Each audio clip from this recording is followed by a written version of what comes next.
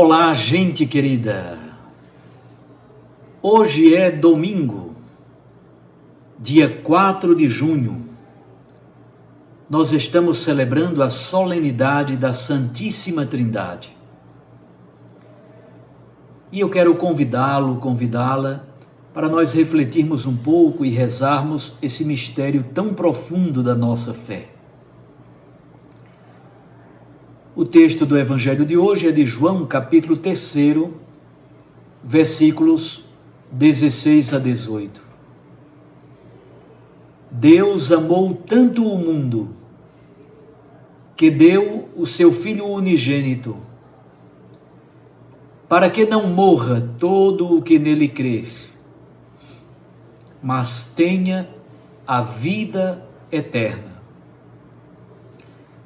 De fato, Deus não enviou o seu Filho ao mundo para condenar o mundo, mas para que o mundo seja salvo por ele.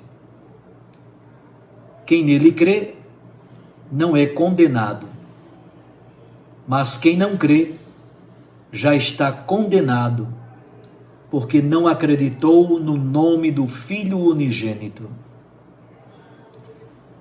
Palavra da salvação. Glória a vós, Senhor.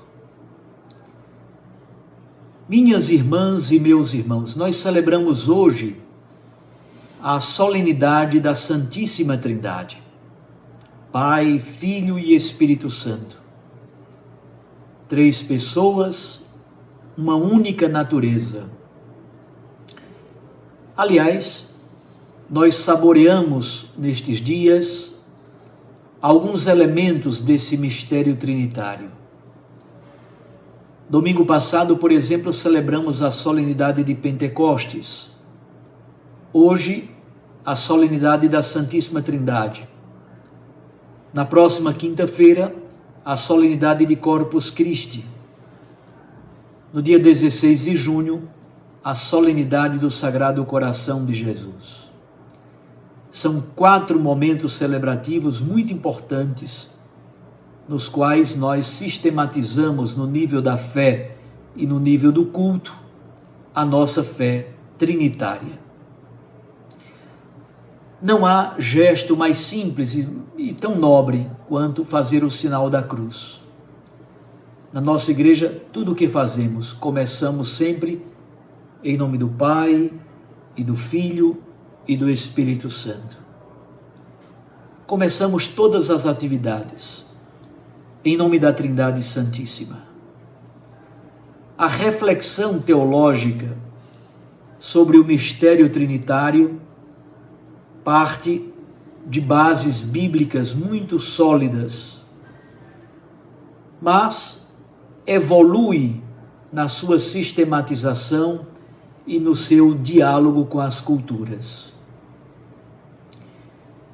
É muito interessante perceber que os primeiros concílios, especialmente Niceia, Constantinopla, Calcedônia e Éfeso, foram responsáveis pela organização, pela sistematização da fé trinitária na Igreja Católica. E as leituras da liturgia de hoje expressam este mistério de modo muito belo. Na primeira leitura do livro do Êxodo, por exemplo, aparece a imagem de um Deus misericordioso, um Deus que caminha com o seu povo. No Santo Evangelho, o amor de Deus é revelado na doação do seu Filho amado para a salvação da humanidade. E a segunda leitura da segunda carta de Paulo aos Coríntios, aí encontramos a mais bela fórmula trinitária. Paulo elabora esta fórmula trinitária tão bonita. Uma palavra sobre a primeira leitura. No episódio do bezerro de ouro, em Êxodo 32, as tábuas de pedra foram quebradas devido à dureza do coração do povo. Este povo marchou pelas veredas tortuosas da idolatria.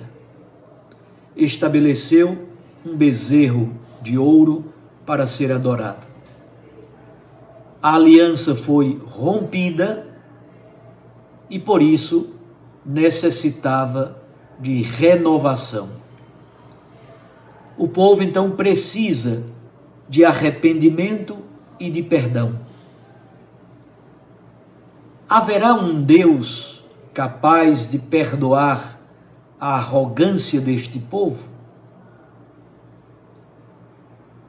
O Senhor se apresentou diante de Moisés, no Monte Sinai, como um Deus de compaixão, um Deus de piedade, um Deus de misericórdia, pleno de amor, pleno de fidelidade. É uma bela descrição da identidade de Deus, fugindo plenamente da ideia de um Deus carrasco e tirano, como muitos querem dizer sobre o Deus do Antigo Testamento. Moisés, prostrado, o adora. Essa é a única atitude possível ao ser humano. Adorar de joelhos prostrados diante do Senhor. E Deus caminhará com o seu povo, caminhará conosco para sempre.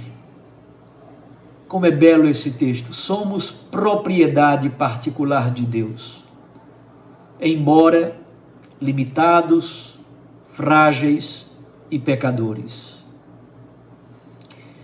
E Jesus o que nos diz no Santo Evangelho? O amor, a entrega, o Filho, a fé, a vida eterna. Que bela síntese do Evangelho de João numa única frase. O amor, a entrega, o Filho, a fé, a vida eterna. É uma bela síntese, na verdade, de todo o Evangelho de João. É a síntese do amor de Deus pela humanidade.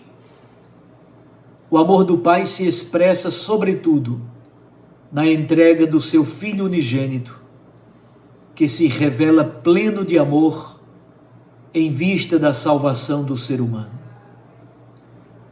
Os destinatários desse amor, na verdade, tornam-se protagonistas, porque nós somos chamados a uma resposta, a uma adesão de fé. Quem dá um passo na direção do mistério da Trindade experimenta já aqui a vida plena de sentido, plena de significados, vida eterna, vida com sabor de eternidade. O amor que une o Pai ao Filho é o Espírito. E esse mesmo Espírito foi derramado em nossos corações.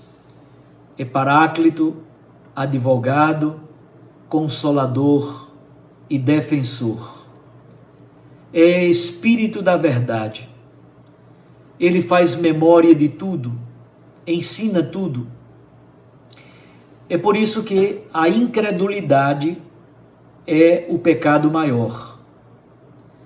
Exatamente porque a incredulidade é a rejeição ao projeto amoroso de Deus. Significa ficar fora da salvação, excluir-se, rejeita-se o amor que Deus nos oferece. Isso é terrível, meus irmãos. Deus, uno e trino, comunidade de amor na pluralidade, unidade na diversidade de pessoas. Esta reflexão de fé sobre a comunidade trinitária é resposta contundente ao ateísmo, seja teórico, seja prático, o ateísmo de uma sociedade pragmática, tecnicista. É uma resposta também à idolatria, recheada da busca incessante do poder, do prazer e do dinheiro. É uma resposta ao relativismo que gera fragmentação e perda da identidade. É uma resposta ao individualismo que escraviza o ser humano e o expõe à globalização da indiferença. Resta-nos então parafrasear Paulo na segunda carta aos Coríntios e dizer: glória ao Pai, ao Filho e ao Espírito Santo. Esse é o mistério do amor. Esse é o mistério da comunhão na diferença. Esse é o mistério da unidade na diversidade. Deus nos abençoe, nos guarde e nos proteja. E eu os abençoo em nome do Pai, e do Filho, e do Espírito Santo. Amém. Até amanhã, se Deus nos permitir.